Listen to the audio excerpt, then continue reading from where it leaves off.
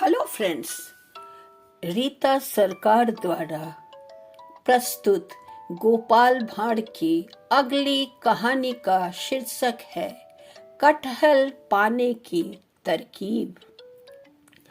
गोपाल भांड़ अपने वाक चातुर्य और समाज के अनुसार खुद को ढाल लेने की अपनी विशिष्ट क्षमता के कारण महाराज कृष्णचंद का चहेता बन गया था। महाराज भी उसकी वाक्पटुता और बुद्धि कौशल से बहुत प्रभावित थे। उनका मन उसके साथ लगता था। अब वे दरबार के बाद भी गोपाल को किसी न किसी बहाने रोक लेते, उसके साथ इधर उधर की बातें करते, घूमते टहलते। एक दिन की बात है, महाराज ने गोपाल भांड़ से कहा, गोपाल, आज दरबार के बाद थोड़ी देर रुकना, सीधे सरपट घर की राह मत पकड़ लेना। गोपाल ने शिष्टतावश कहा, जो आज्ञा महाराज। शुरू से अंत तक उस दिन दरबार गहमा गहमी वाला बना रहा। समापन पर जब कर्मचारी गण अपना अपना खाता बही समेटने लगे, तब महाराज अपने आसन से उठे और गोपाल को अपने साथ लेकर बागीचे की तरफ चले गए। देर तक महाराज बागीचे में टहलते रहे और गोपाल से बातें करते रहे।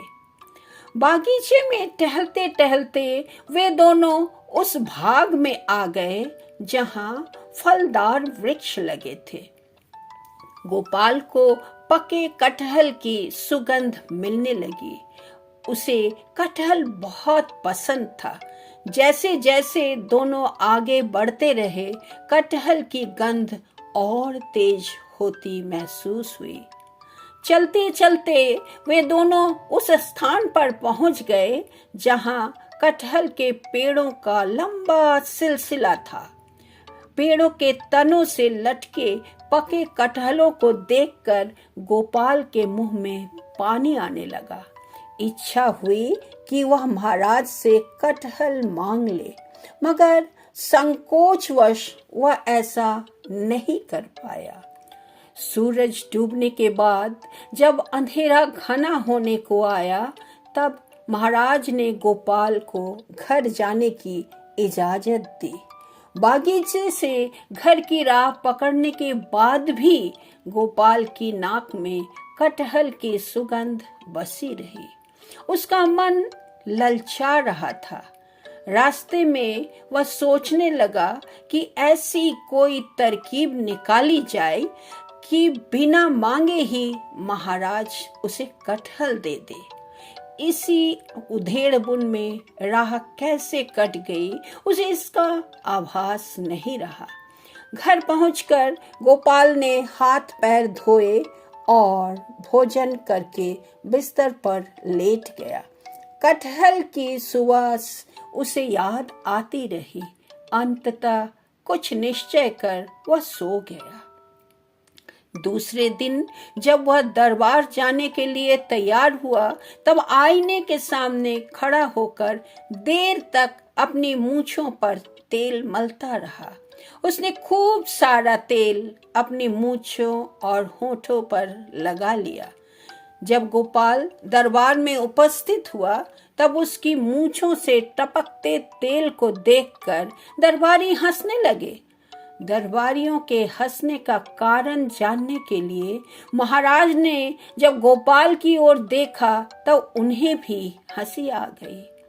उन्होंने गोपाल को छेड़ते हुए पूछा, क्यों गोपाल, अभी तुम क्या किसी तेली के पास से आ रहे हो?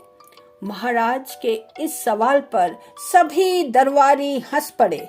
हंसी का यह सिलसिला देर तक दरबार में चलता रहा।